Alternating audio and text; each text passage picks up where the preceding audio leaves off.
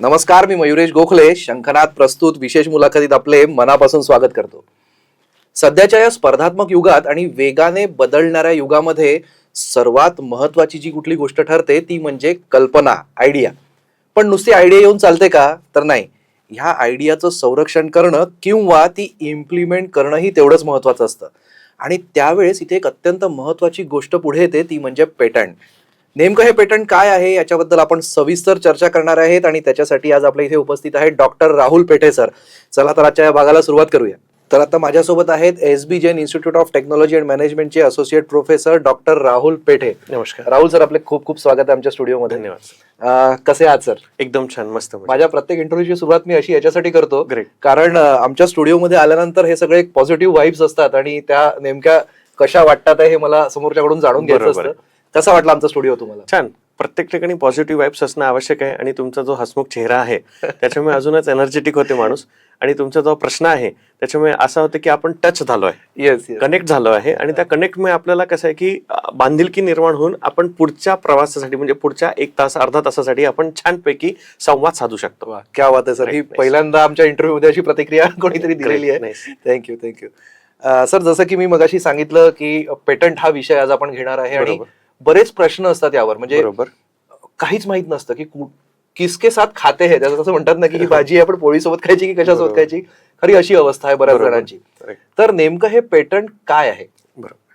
बघा कसं आहे की आपल्याला कोणती गोष्ट समजली किंवा कोणती आयडिया आपल्या डोक्यात आली तर त्यानंतर त्या गोष्टीला आपण प्रोटेक्ट करतोय, गव्हर्नमेंटला सबमिट करून त्याचं लायसनिंग करतो आहे. लायसनिंग केल्यामुळे काय होते की ती गोष्ट आपल्या नावाने 20 वर्षासाठी आपल्या जवळ आहे. आता त्या गोष्टीमध्ये इनोव्हेशन होत आहे, नवीन काहीतरी ऍड होत आहे आणि ती गोष्ट इंडस्ट्री रिलेटेड प्रोजेक्टच्या हिशोबाने किंवा इंडस्ट्री रेडी प्रोडक्टच्या हिशोबाने आपण मार्केटमध्ये देऊ शकतो. म्हणजे काय आहे ना की ती गोष्ट तुम्ही मार्केटपर्यंत नेऊन राहिले आणि सेल आउट करून राहिलो. म्हणजे तुमच्या फक्त आयडियाची रक्कम तिथे लागत आहे आणि ते लायसन तुम्हाला भेटत आहे आणि ते पण 20 वर्षासाठी भेटत आहे. म्हणजे तुमच्यासाठी किती मोठी बाब आहे ही. एका आयडियाला, एका प्रोजेक्टला, एका कन्सेप्टला तुम्हाला आउटपुट भेटत आहे मार्केटमध्ये. सोबतच तुमचं जे कल्पना आहे, जे नवशेष आहे, इनोव्हेशन आहे, त्या इनोव्हेशनला लोक एनकरेज करतील, मोटिवेट करतील, जेणेकरून तुम्ही जर काही चुकले असाल तर त्याच्यात तुम्ही नवीन अजून ऍड करून तुम्ही पुढे त्याला मार्केटपर्यंत नेऊ शकता, प्रोडक्ट रेडी करू शकता. म्हणजे करिअरचा खूप मोठा स्कोप खूप मोठा स्कोप आहे. बिलकुल. सांगितलं की क्रिएट स्टार्टअप साठी पण हा उपयोगात येत असेल. पण मग हे पेटंट कोणत्या कोणत्या गोष्टींसाठी घेतलं जाऊ शकतं? बरोबर. तसं आता आपण बघतोय की माझ्या डोक्यात एखादी कल्पना आली, आयडिया आली, तर त्या आयडियाला मी कोणत्या रूपात आउटपुट देऊ शकतो त्या हिशोबाने पण मी पेटंट ड्राफ्ट करू शकतो. एक प्रोसेस आहे. फॉर एक्झाम्पल, मी एक स्वीट बनवत आहे, त्या स्वीट बनवायसाठी एक प्रोसेस आहे, त्या प्रोसेसचं पण आपण एक पेटंट करू शकतो. किंवा मग एखादा प्रोडक्ट आहे, त्या प्रोडक्टला पण मी पेटंट करू शकतो. आता प्रोडक्ट म्हटलं म्हणजे माझ्यासाठी रिझल्ट आलेत, माझ्यासाठी त्याचं काहीतरी मार्केटमध्ये प्रोडक्शन आलं, या सगळ्या गोष्टी त्याच्यात आले. तर ह्या गोष्टींचा अनुभव घेऊन किंवा या गोष्टींचा ऍड ऑन करून मी आयदर आयडिया पेटंट करू शकतो किंवा मग प्रोसेस पेटंट करू शकतो किंवा मग प्रोडक्ट पेटंट करू शकतो. प्रोडक्ट पेटंट फार चांगला आहे. प्रोडक्ट पेटंट जर तुम्ही कराल आणि जर आयडिया इंडस्ट्रीला सबमिट कराल किंवा इंडस्ट्रीचा प्रॉब्लेम स्टेटमेंटवर जर तुम्ही सोल्युशन द्याल तर मला तरी वाटतं तुमचं सोल्युशन आणि तुमचं फ्युचर फार ब्राईट आहे. सर, माझ्या आता एक डोक्यात असं आलं की मी गाण्यांच्या बाबतीत हे बघितलंय की कॉपीराइट्स असतात. बरोबर. म्हणजे तुम्ही कोणाचंही गाणं किंवा कोणाचंही मूवीचं नाव वापरू शकत नाही, ते कॉपीराइट्स. राईट. आणि पेटंट हा थोडाफार म्हणजे कुठेतरी रिलेटेड होतं की एकदा तुम्ही ती आयडिया किंवा तो कन्सेप्ट तुम्ही रजिस्टर्ड करताय कुठेतरी तर तो तुमच्या नावाने रजिस्टर्ड. बिलकुल.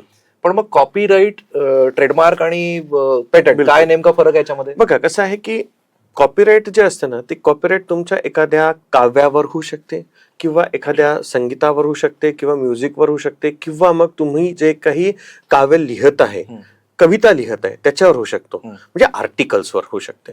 ठीक आहे ना. तर त्याला कॉपीराइट. पण सॉफ्टवेअर जो लिहिला जातो, कोड जो लिहिला जातो त्याला पण कॉपीराइट. तुम्ही जर एखादी वेबसाईट बघाल तर त्याच्या खाली ना C आणि सर्कल असतो, ती कॉपीराइटेड असते. म्हणजे कोडचा पेटंट नाही होऊ शकत पण कोडचा कॉपीराइट होऊ शकतो.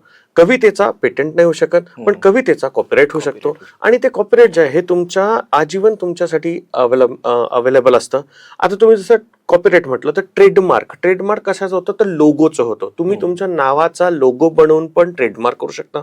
तुम्ही एखादी कंपनी प्रस्थापित केली त्याचं पण तुम्ही ट्रेडमार्क करू शकता. आता आपण जेवढे काही कंपन्या बघतो, जेवढे काही प्रोडक्शन बघतो, त्यांचा ना काहीतरी एक टिपिकल लोगो असतो आणि तो टिपिकल लोगो ते लोक दुसऱ्यांना देत नाही किंवा तो चोरला जात नाही आणि तो म्हणजे ट्रेडमार्क करून तो लोगो आपल्या नावाने केला जातो. म्हणजे आता 3 पार्ट मध्ये गव्हर्नमेंट ऑफ इंडियाने डिव्हाइड केलेला आहे.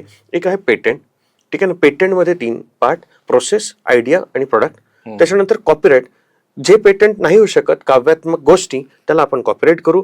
आता ह्या 2 गोष्टी झाल्या, पण आता अजून एक गोष्ट येते की आपण एखादी डिझाईन बनवली, लोगो बनवला, काही केलं तर तुम्ही त्याचा पण ट्रेडमार्क करू शकता. ते ही 3 बाबी आपल्याला अवेलेबल करून दिलेल्या आहे, ज्याचा तुम्ही फायदा घेऊन त्या विकू शकता आणि डेव्हलप करू शकता. याच्यामध्ये कधी असं झालंय का की म्हणजे एखादा माणूस आहे की ज्याच्याकडे काहीतरी वेगळं आहे पण त्याला नाही माहिती ह्या सगळ्या गोष्टी, पेटंट, तुम्हाला असं कधी कोणी भेटलंय का किंवा तुम्हाला लक्षात आलं की याच्याकडे काही वेगळं टॅलेंट आहे किंवा काही आयडियाज आहेत, बरोबर, तर त्याला तुम्ही गाईड केलंय की अरे तू पेटंट कर, असं कधी घडलंय तुमच्यासोबत? आता माझ्या 20 वर्षाचा कार्यकाळामध्ये माझ्यासोबत भरपूर काही स्टुडंट्स झालेले आहेत. इंजिनिअरिंग कॉलेजमध्ये मी ज्या पद्धतीने शिकवत आहे त्या पद्धतीने, आणि माझे प्रत्येक पहिल्या वर्षापासून शिकवल्यापासून आतापर्यंत सगळी मुलं कॉन्टॅक्टमध्ये आहे.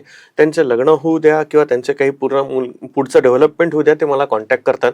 तर या सगळ्यांना घेऊन आता त्याच्यातले काही मुलं असं असतात की त्यांच्यामध्ये ना काही इनोव्हेशनचा असा एक कल्पना असते आणि त्यांना ना कुठेतरी गायडन्स भेटत नाही आणि ती क्लिक जर त्यांना भेटली ना तर तो माणूस कुठला कुठे निघून जातो. ज्याच्यातलं एक्झाम्पल म्हटलं म्हणजे माझे 4 मुलं जे आहेत, जे स्टुडंट जे आहेत आताचेच, जे की आता लडाखमध्ये आईस तुफा या प्रोजेक्टवर छान पद्धतीने काम करताय. सोनम वांगचुक सरांचा जो प्रोजेक्ट आहे त्याच्यावर एन्व्हायरमेंटल मॉनिटरिंगच्या हिशोबाने जे काही आहे त्याच्यावर काम करताय. एक प्रोजेक्ट आम्ही जो सबमिट केलेला आहे तो इस्रोला सबमिट केलेला आहे, त्याच्यातही माझे स्टुडंट्स आहेत. त्याच्यात आम्ही सबमिट केलेलं आहे की डेब्रिजचे जे पॅरामीटर्स आहे, डेब्रिज म्हटलं म्हणजे काय की जंक जे की स्पेसमध्ये आता जे शटल वगैरे सोडल्या जातात, ज्या गोष्टी असतात त्याचे जे पार्टिकल्स स्पेसमध्ये फिरत असतात त्याचे कॅल्क्युलेशन केले. आता त्याच्यातही काही मुलांनी आमच्या 1 mm to 10 mm च्या कॅल्क्युलेशन्स केले, राईट. त्याच्यातच काही मुलांनी काय केलं की जसं आता आपल्याला ह्युमन सेफ्टी आहे, होम सेफ्टी आहे, ठीक आहे ना, ऍक्सिडेंट सेफ्टी आहे, याच्या 3 पार्टमध्ये सिक्युअर 360 म्हणून प्रोजेक्ट बनवला. त्याच्यात वुमेन सेफ्टीसाठी एक पार्ट केला, होम सेफ्टीसाठी एक पार्ट केला. त्यानंतर मग आता एक काही मुलांनी ATMचा पार्ट केलेला आहे. ATM मध्ये जसं आता तुम्ही गेले आणि तुमच्याकडे तुमच्या मुलाला तुम्ही कार्ड दिलं, आता तुमच्या मुलाला किती पैसे काढायचे आहे याचे पण राईट्स तुम्ही तुमच्या मोबाईलवरनं त्याला द्याल. ATM कार्ड दिल्यानंतर सुद्धा पण सोबतच जर तो गेलेला आहे आणि जर त्यांनी स्वॅप केलं तर त्याचे फोटो पहिले तुम्हाला येईल की हाच खरंच काढतोय की यांनी कोणाला दिलं. म्हणजे अशा ज्या काही आयडिया आहेत, आता बघा ATM आहे, सगळं आहे. आता अजून एक आयडिया, जसं आता आम्ही सोलर केअर म्हणून एक मुलांनी आमचं चालू केलेलं आहे.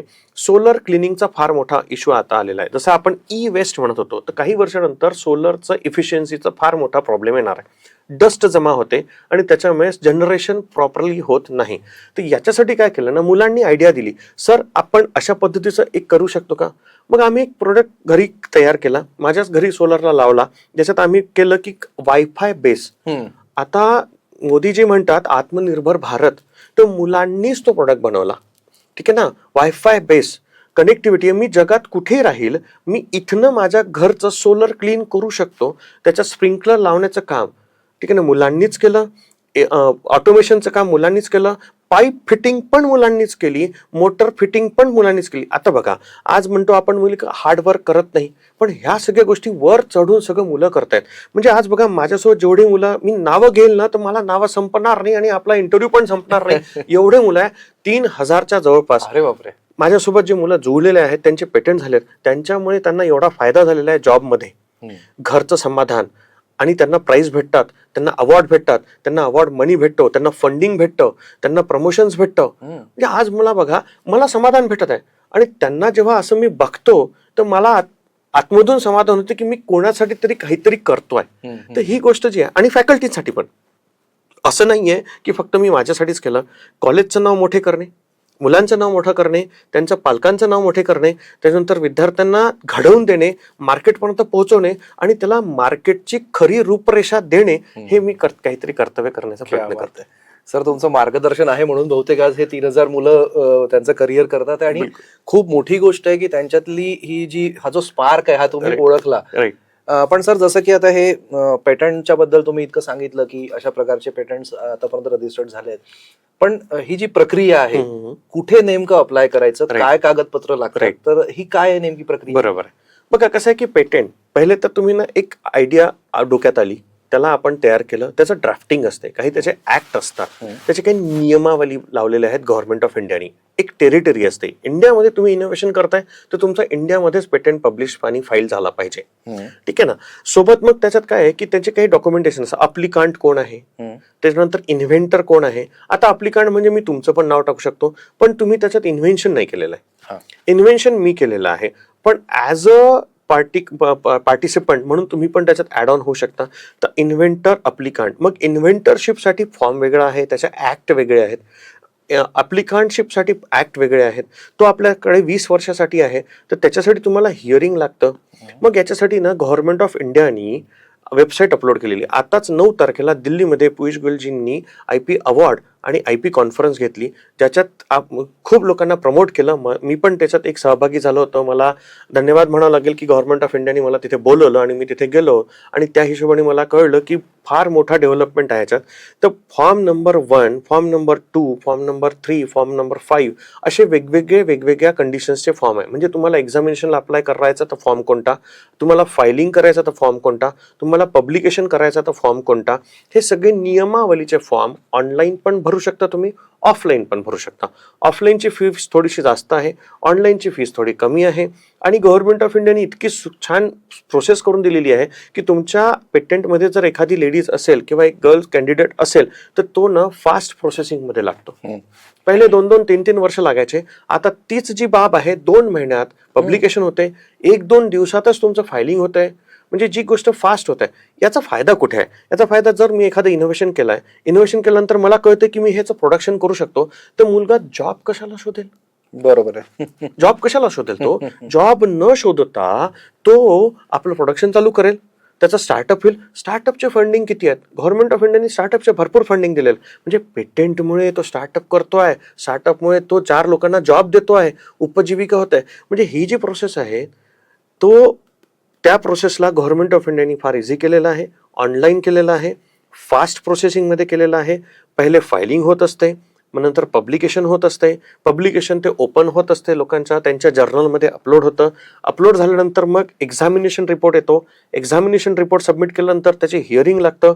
हिअरिंग पहिले कॉन्फरन्स ऑफलाईन व्हायची, आता ती पण सोय गव्हर्नमेंटने केलेली आहे, ऑनलाईन हिअरिंग झालेली आहे.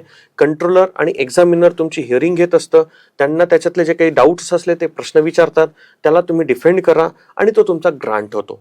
ग्रांट फायलिंग पासून 20 वर्षापर्यंत ग्रांट होतो. त्याचा तुम्हाला मेंटेनन्स करायचा आहे. मेंटेनन्स म्हणजे इयरली फीस त्याची सबमिट करायची आहे, आणि फायलिंग झाल्यानंतर तो तुम्ही कमर्शियलाइज करू शकता, विकू शकता. आणि अशा काही गोष्टी आहेत की ज्याचा तुम्हाला त्याचा लाखांनी फायदा होतो.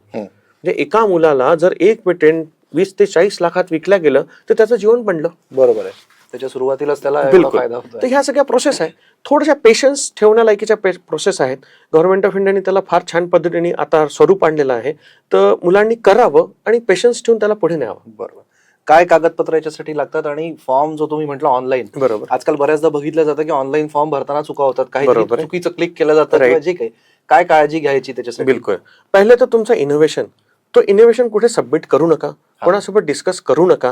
कारण की काय असतं ना की तुम्ही कोणासोबत डिस्कस केला, त्याच्या डोक्यात त्याची कल्पना आली, त्यांनी त्याच्यात ऍड ऑन केलं, तर तो स्वतः पेटेंट करू शकतो. म्हणून मग तुम्ही पहिले तर तुमच्या डोक्यात आलेली कल्पना स्वतः त्याला तयार करा, त्याचं ड्राफ्टिंग करा. ड्राफ्टिंग करताना ॲब्स्ट्रॅक्टचे काही ऍक्ट असतात, क्लेम असतो. क्लेम म्हणजे तुम्ही त्या वस्तूला, मला एक गोष्ट बनवायची आहे, तर आता जी गोष्ट बनवली आहे तर त्याला कुठे अप्लिकेबल करू शकतो, त्याच्यात मी नवीन काय टाकलेलं आहे, तर त्याचे इंडिपेंडंट क्लेम आणि डिपेंडंट क्लेम, या 2 क्लेम प्रॉपर, म्हणजे 2 पार्ट तुम्ही प्रॉपरली करा. म्हणजे मी जर एखादी गोष्ट बनवत आहे तर त्याचा मी मार्केटमध्ये काय क्लेम करेल आणि माझ्या याच्यात नवीन काय आहे त्या गोष्टी, त्याचे जे इनोव्हेशनचे ड्रॉइंग्स आहेत, त्याचे जे रिझल्ट्स आहेत, त्याचे जे आउटपुट्स आहेत, ते तुम्ही प्रॉपर पद्धतीने सबमिट करा. सबमिट केल्यानंतर त्याला डिफेंड करा. अच्छा, त्यानंतर तुम्ही थांबू नका, त्याच्यात नवीन नवीन होत जाईल. 6-6 महिन्यानंतर, 1-1 महिन्यानंतर टेक्नॉलॉजी चेंज होत आहे. तर तुम्हाला पण तुमच्या पेटेंटला केल्यानंतर थांबायचं नाहीये, तुम्हाला त्याच्यात अजून ऍड ऑन करत जायचं आहे, जेणेकरून तो जो जेव्हा हिअरिंग येईल तेव्हा तुमचा तो पेटेंट आहे इनिशियली मार्केट रेडी बनला पाहिजे. तर ड्राफ्टिंगच्या चुका केल्या नाही पाहिजे. तो पेटेंट किंवा ते इनोव्हेशन कुठे डिस्कस न करता तुम्ही पहिले त्याला पेटेंट ड्राफ्टिंग केलं पाहिजे, आणि त्याच्यानंतर मग तो लगेच पेटेंट ड्राफ्ट करून, फायलिंग करून, पब्लिश करून मग लोकांना सांगा, मग लोकांना दाखवा. आणि नियमानुसार फॉर्म भरा.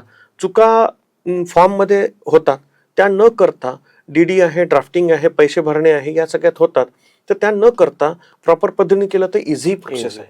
भारतात सध्या काय कंडिशन आहे पेटंटची? किती पेटंट रजिस्टर्ड असतील भारतात? बघा 2023-24 मधनं जर मी विचार करतो म्हटलं तर त्यावेळेला फार कमी होते आणि त्यानुसार गव्हर्नमेंटनी स्टार्टअपचे पण फंडिंग फार कमी दिले होते. पण आता 24-25 पासनं नियर अबाउट लाखावर असे झालेले आहेत की मुलं आणि स्टुडंट्स आणि कंपन्या पेटंट्स करतात. आज तुम्ही प्रत्येक कंपनीचे बघा, कोणतीही कंपनीचे डिझाईन होते, कोणत्याही कंपनीचे इनोव्हेशन पहिले ते पेटंट करतात. पेटंट ते कोणी चोरी नाही केलं पाहिजे त्या हिशोबाने ते आपल्याकडे राईट्स घेतात. तर आज लाखाच्या वर 1,11,000 त्याच्यापेक्षा जास्तच मी म्हणेल 2024-25 मध्ये नॉर्मल लोकांनी पेटंट फाईल केलेले आहेत. नॉर्मल लोकांनी पेटंट फाईल करून पब्लिश झालेले आहेत आणि त्याचा जो आउटपुट आहे तो एवढा सुंदर आहे की लगेच ते ग्रांट होत आहे आणि त्याचं रूपांतर कंपनीमध्ये किंवा आउटपुटमध्ये झालेलं आहे. तर फार काळाची गरज झालेली आहे. चांगली परिस्थिती आहे भारतात म्हणजे. आणि एक सायंटिस्ट लेवलच म्हणू शकतो आपण याला की हे काहीतरी इनोव्हेशन आहे. सर तुमचे किती पेटंट आहेत? माझे बघा आता मला Indian book of achiever award प्राप्त झालेला आहे 33 पेटंट. आणि मी माझे पेटंट स्वतः ड्राफ्ट करत असतो, स्वतः फाईल करत असतो, स्वतः पब्लिश करत असतो, स्वतः हिअरिंग अटेंड करत असतो. सोबतच जे काही इनोव्हेशन आहे, हार्डवेअर आहे, ते मुलांच्या हेल्पनी, माझे जेवढे काही स्टुडंट्स आहेत, फॅकल्टी आहेत, त्यांच्या हेल्पनी या सगळ्या गोष्टी मी स्वतः बनवत असतो. म्हणजे या सगळ्या गोष्टी करायला ती वेळ लागतोच. आता माझे 43 पेटंट आहेत. इंटरनॅशनल बुक ऑफ रेकॉर्डनी पण मला एक हे अप्रोच केलेला आहे की तुमचे जर 45 प्लस होत असेल तर आम्ही तुम्हाला त्या हिशोबाने पण आम्ही अवॉर्ड देऊया.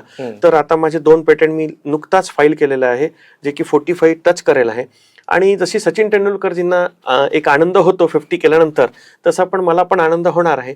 आणि ते मी कमर्शियल करून मुलांना मार्केटपर्यंत देणे आणि मुलांना त्याचा फायदा करून देणे हीच एक माझी तळमळायची इच्छा आहे. नाही सर, खरं आहे. म्हणजे ही आमच्यासाठी पण अभिमानाची गोष्ट आहे की इंटरनॅशनल बुक ऑफ रेकॉर्ड मध्ये तुमचं नाव लवकरच येणार आहे आणि 45 पेटंट सरांच्या नावाने रजिस्टर्ड आहेत.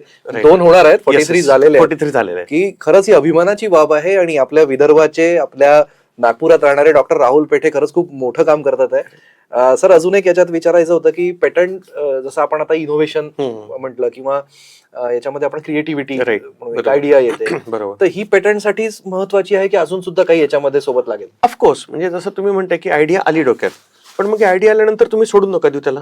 ठीक आहे ना, त्याला काहीतरी रूपांतर आणा. अच्छा, रूपांतर कसं आणायचं?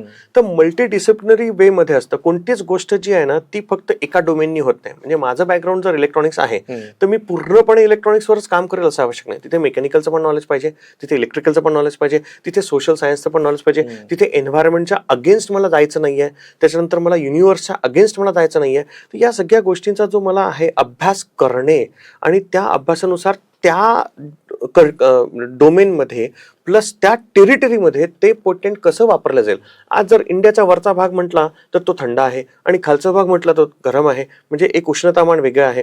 तर तिथे त्या टेरिटरीसाठी प्रोजेक्ट मला कसा बनवावा लागेल आणि खालच्या टेरिटरीसाठी मला प्रोजेक्ट कसा बनवावा लागेल, याची जी पूर्ण अभ्यास करून जेव्हा कराल तर याचं एक्झाम्पल मी नेहमी देत असतो. शिवाजी महाराज, आपण ऐकलंय छत्रपती शिवाजी महाराज यांनी जे काही किल्ले बांधले आहेत त्यांचं इनोव्हेशन बघावं. आजही एकही किल्ल्याची एकही भिंत कुठेतरी काही खचली नाहीये. पण आज आपलं घर जर आहे तर काही दिवसानंतर त्याला दिवक लागते, काही दिवसानंतर त्याला क्रॅक पडतात. म्हणजे या सगळ्या गोष्टी होतात. पण तेव्हा जे इनोव्हेशन झालेलं आहे, त्यांचे जेवढे काही किल्ले वेढलेले आहेत ते समुद्राने वेढलेले आहेत. तर त्यांच्यावर जे हमले व्हायचे, ठीक आहे ना, त्यांच्या बेसवर हमले व्हायचे, तर तो काही ढळलेला नाहीये. म्हणजे त्यांचे जे शिल्पकार आहेत तेव्हाचे, किती महान इनोव्हेटर असेल. त्यांचे जे युद्ध नीती जे आपण ऐकले आहेत ते किती इनोव्हेटर असतील. म्हणजे त्यांनी जेव्हा घडवलंय तेव्हा गुगल नव्हतं, बरोबर आहे, तेव्हा गुगल मॅप नव्हता. आणि छत्रपती शिवाजी महाराज आग्र्यावरून सुटका करून जर आपल्या इकडे येत आहेत, 8 तासात जर येत आहे मुलाला सोडून, कोणता गुगल मॅप होता त्यांच्याकडे? गुगल मॅप नव्हता. आणि गुगल मॅप नसताना ते येत आहेत आणि त्याच्यानंतर परत चढाई करतायत. म्हणजे तुम्ही विचार करा की ते व्यक्ती एकटे निघत आहेत, एकटे निघून इकडे येत आहेत आणि आपल्या माळव्यांना घेऊन परत हमला करतायत, किल्ले बनवत आहेत, नवीन त्यांचा आग्राचा कारखाना, त्यांचे बाकी पुण्यातल्या गोष्टी तुम्ही जर बघाल तर आजही म्हणजे आपल्याला डोळे दिपतील अशा. तेव्हाच इनोव्हेशन आहे. आपण का नाही करू शकत? आपल्याकडे सगळे रिसोर्सेस आहेत. एक क्लिक केलं तर गुगलवर सगळं भेटतं, सगळं मिळतं, भेटतो. आज ChatGPT आलेला आहे. हे सगळ्या गोष्टी, त्या सगळ्या गोष्टींचा जर तुम्ही चांगला उपयोग केला तर तुमच्यासाठी सगळंच ओपन आहे. बरोबर आहे. चॅट जीपीटी वरून एक आठवलं, आजकाल एआय पण सोबत एक Right. आलेलं आहे. बरोबर. एआय ला काय वाटेल ते सांगा, तो तुम्हाला Yes. रिझल्ट देतो. बिलकुल तर या एआय आणि या आता नवीन टेक्नॉलॉजीच्या जमान्यात पेटंटचं काय महत्व आहे? बिलकुल.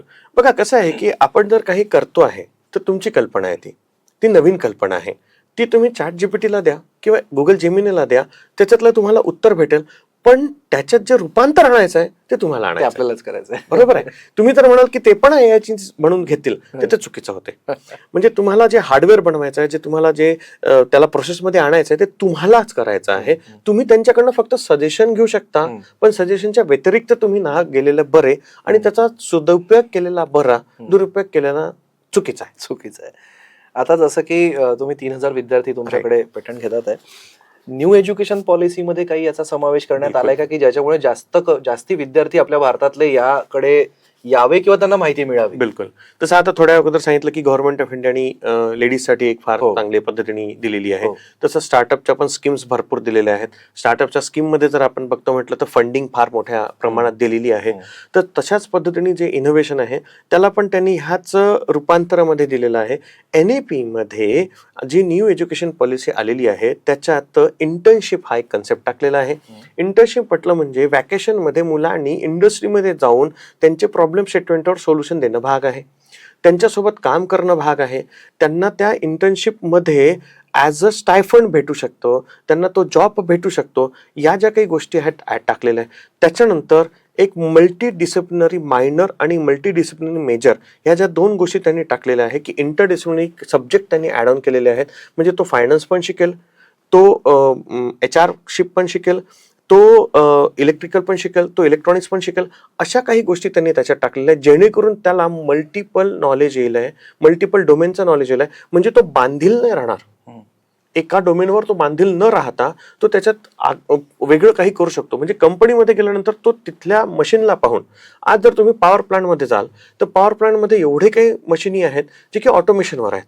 ठीक आहे ना. ते तिथे इलेक्ट्रॉनिक्स इंजिनियर पण लागतोय, तिथे मेकॅनिकल इंजिनियर पण लागतोय, तिथे इलेक्ट्रिकल इंजिनियर पण लागतोय, तिथे कम्प्युटर इंजिनियर पण लागतोय. म्हणजे त्या माणसाकडे जर सगळं नॉलेज असेल तर तो घडवू शकतो. अदरवाईज ते फार कठीण आहे. अशा सोयी NEP मध्ये झालेल्या आहेत आणि त्या फार सुंदर आहेत, एक्सेप्टेबल आहे आणि त्याचा फायदा मुलांनी घ्यावा. क्या बात आहे. कोणत्या प्रकारच्या संधी, म्हणजे कुठल्या क्षेत्रामध्ये जास्त संधी आहेत याच्यात?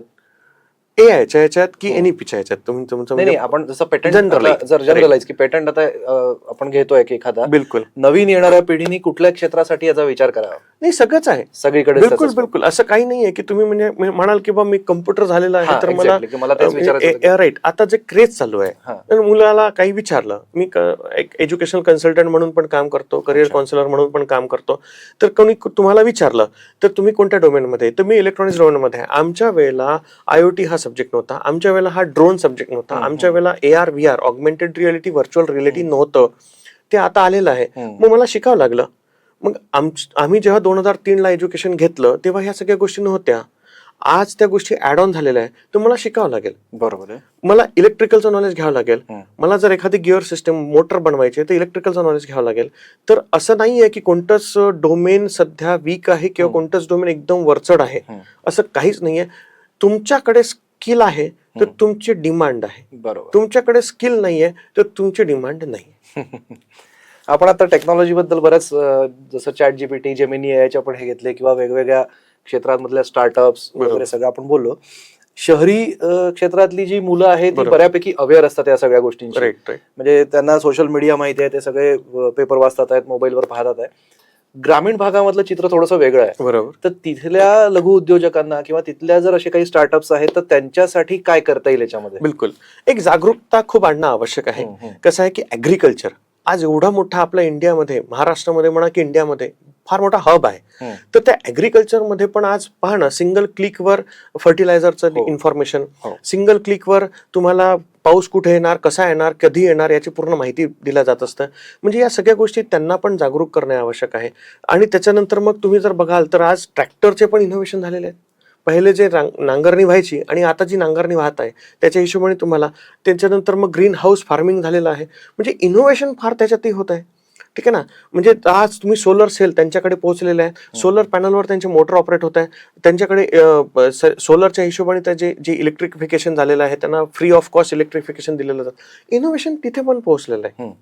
त्यांच्याकडे पण ती माहिती आहे, ते पण जागरूक आहेत. पण गव्हर्नमेंटनी परत काही त्याच्यात स्टेप्स घेतल्या तर त्यांच्यापर्यंत अजून काही इनोव्हेटिव्ह स्टेप्स जर पोहोचल्या तर त्यांच्यासाठी फार उत्तम होईल. ऍग्रिकल्चरच नाही म्हणता येणार, पण भरपूर काही अशा ग्रामीण गोष्टी आहेत.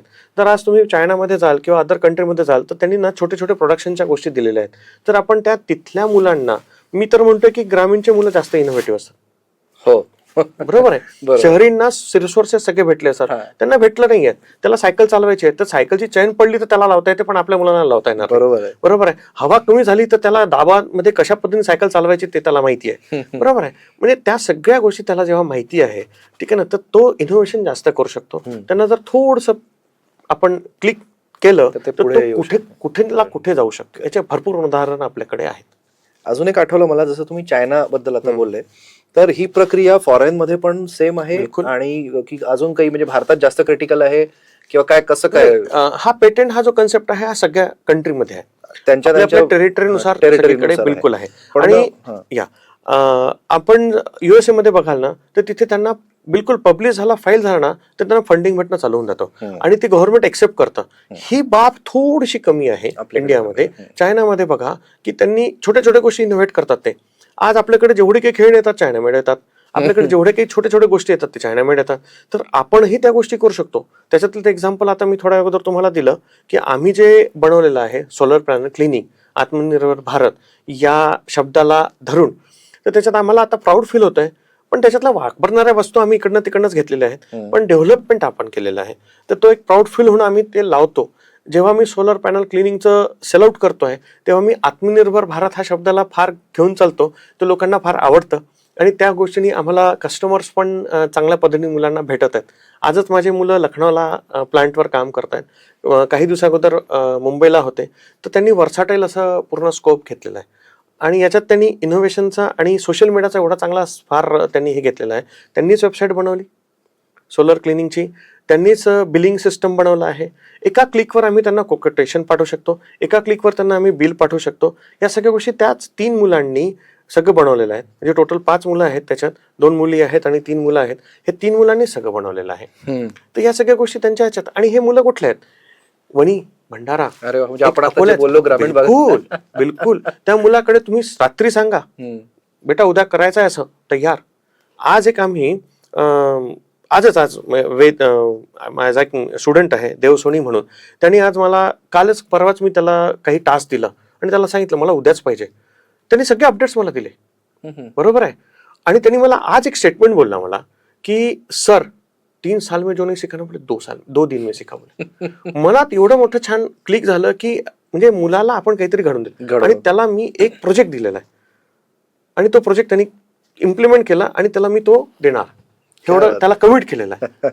मला आता एक अशी गोष्ट लक्षात आली, तुम्ही चायनाच एक आपण उदाहरण घेतलं. आपल्या भारतात बऱ्याचशा गोष्टी चायनामेड आणि खूप इन्व्हेन्शन्स त्यांच्याकडे होतात, मास प्रोडक्शन होतात. तर मला वाटतं ह्या सगळ्या मागे कुठेतरी पेटंट असावं. आणि तुम्ही जे काम करताय ते इथल्या संशोधनाला चालना मिळून कदाचित उद्या जसं चायनामेड आहे तसं इंडिया मेड म्हणून आपण भारताच्या बाहेर जाऊ.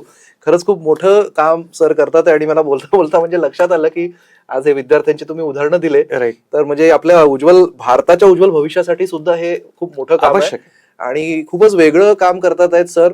इलेक्ट्रॉनिक्स डिपार्टमेंटला आहेत आणि त्यांच्या रेग्युलर वर्क सोबत हे एक ऍडिशनल एक खूप मोठं काम ज्याच्यात दूरगामी परिणाम करणार आहे. सर तुमचे फ्युचरचे प्रोजेक्ट्स काय आहेत, काय ठरवलं आता भविष्यामध्ये आणखी? बिलकुल, काय की आपल्या इकडे ना कमर्शलाइज होणं हा फार मोठा एक दुराभाव झालेला आहे. आणि मला ना माझ्या एक मनातली इच्छा आहे की प्रोडक्ट कमर्शियलाइज करणं. तर आता मी जसं सोलरचा कमर्शियलाइज केलेला आहे, त्याच्यात जसे हर्ष सूर्यवंशी आहे ते स्वतः काम करतात, गिल्लुरकर म्हणून जे आहे वृषभ गिल्लुरकर आहे ते स्वतः काम करतात, रोहित सहारे आहे ते स्वतः काम करतात, आर्या पाटेकर आहे ती स्वतः काम करते, हे मुलं स्वतः काम करतात आहे. तर त्यांच्यासोबत आता त्यांनी काय केलं ना, एक डीपी रॅम्प म्हणून एक कंपनी चालू केली, सोलर केअर म्हणून एक कंपनी चालू केली, डेव्हरॅक्स म्हणून कंपनी चालू केली. त्यांनी प्रोजेक्ट घेणं चालू केलं, ते प्रोजेक्ट त्यांनी गव्हर्नमेंटला सबमिट करणं चालू केलं. तर माझी एक अशी इच्छा आहे की मुलांनी स्वतः इनोव्हेट करणे, स्वतःची कंपनी इस्टॅब्लिश करणे आणि एज्युकेशन घेता घेता जर तुम्ही एज्युकेशन संपल्यानंतर तुम्ही शिफ्ट करा, ठीक आहे ना. तुम्हाला जर वाटत आहे की ते आपल्याला आउटपुट नाही भेटत आहे, आपल्याला फायनान्शियल ग्रोथ नाही होत आहे, तुम्ही शिफ्ट करा. पण तोपर्यंत मार्केटचं नॉलेज घ्या. आज एज्युकेशनमध्ये हा एक थोडासा दुराभाव आहे की आपण फक्त सिलेबस कम्प्लीट करतो. बरोबर आहे.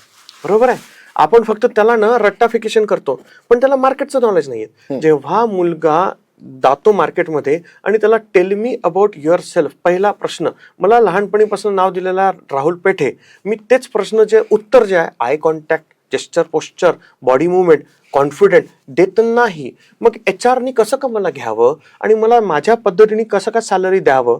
त्याच कंपनीत एकाला जास्त पॅकेज असतो, त्याच कंपनीत दुसऱ्याला त्याच पोझिशनवर कमी पॅकेज असतो. का असतो? कारण की त्याचं कॅलिबरमुळे त्याला भेटत आहे. बरोबर. तर माझी हीच इच्छा आहे की मुलांना प्रॅक्टिकल स्किल द्यावी, त्यांना त्या पेटंटचा हा शब्द नाही पण त्यांना मार्केट रेडी बनवावं. बरोबर. जेणेकरून तो कॉन्फिडंट फील करेल. इंटरव्ह्यू मध्ये गेल्यानंतर तो डिमॉरलाइज होणार नाही, डिमोटिवेट होणार नाही, स्वतः प्रश्न तयार राहतील आणि त्याचा रिझ्यूम असा बनला पाहिजे की त्याला प्रश्न विचारलं की त्याचे उत्तर तयार प्रॅक्टिकली. तर ही सिलेबस आणि ही फ्रेमिंग आणि कमर्शियलायझेशन या 3 बाबीवर मला फार इच्छा आहे की गव्हर्नमेंटनी याच्यावर विचार करावा. वा, क्या बात आहे. आज सरांनी आपल्याला खूप महत्वाची अशी पेटंट बद्दल माहिती दिली आणि नुसतं पेटंटच नाही तर विद्यार्थ्याचा सर्वांगीण विकास कसा व्हावा, एक संशोधन किंवा इनोव्हेशनच्या दृष्टीने, स्टार्टअपच्या दृष्टीने काय करायला पाहिजे याच्याबद्दल पण माहिती दिली. एक खूप छान असा कठीण टॉपिक पण अतिशय सोप्या पद्धत त्यांनी मांडलेला आहे. त्यांच्या भविष्यातल्या सगळ्या ज्या काही त्यांनी आपल्याला सांगितलं की ते प्लॅन्स आहेत, त्या प्लॅनसाठी आमच्या सगळ्या दर्शकांकडून आणि शंखनाच्या टीमकडून तुम्हाला खूप खूप शुभेच्छा. आणि तुम्ही आम्हाला इतका बहुमूल्य वेळ दिला आणि खरंच सरांचं शेड्यूल खूप पॅक असतं.